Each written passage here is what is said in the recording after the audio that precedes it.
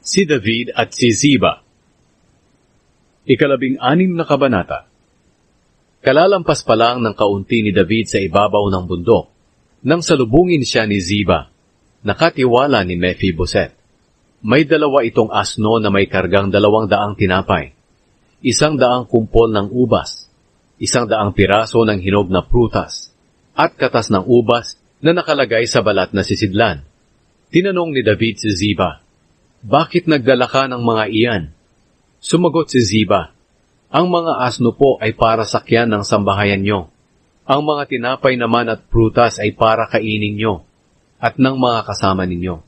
At ang katas ng ubas ay para naman inumin nyo kapag napagod kayo sa disyerto."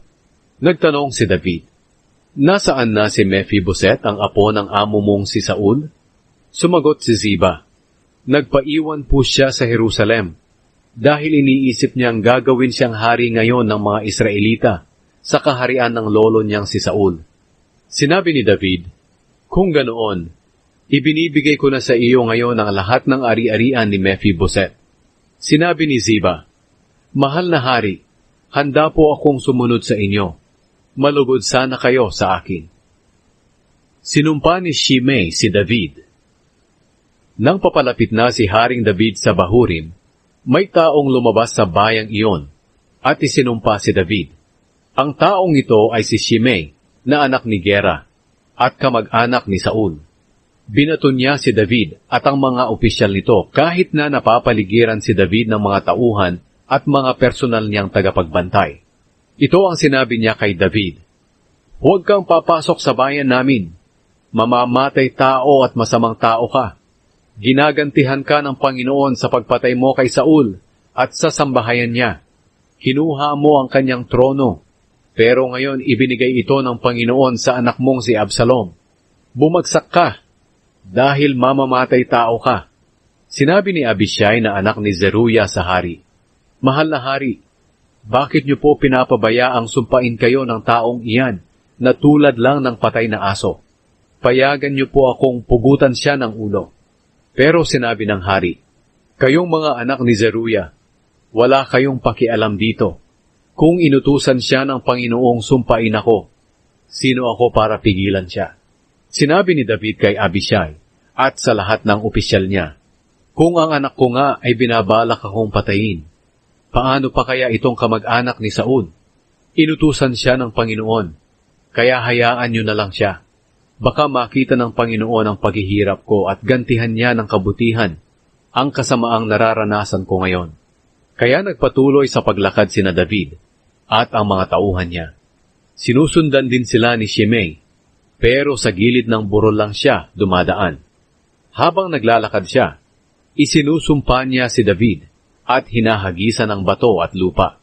Napagod sina David at ang mga tauhan niya, kaya nagpahinga sila pagdating nila sa ilog ng Hordan.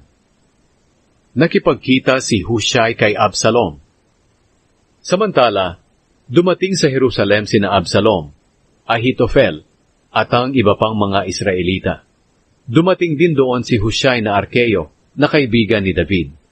Pumunta siya kay Absalom at sinabi, "Mabuhay ang hari! Mabuhay ang hari!" Tinanong ni Absalom si Hushai, "Nasaan na ang katapatan mo sa kaibigan mo na si David?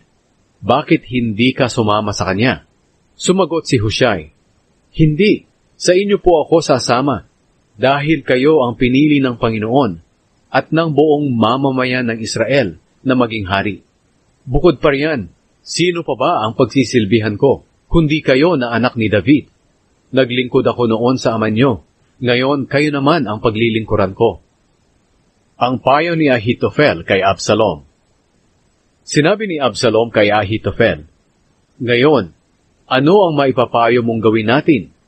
Sumagot si Ahitofel, "Sipingan niyo ang mga asawang alipin ng inyong ama na kanyang iniwan para asikasuhin ang palasyo, at malalaman ng buong Israel na ginalit niyo ng labis ang inyong ama, at lalakas palalo ang suporta ng mga tauhan niyo sa inyo."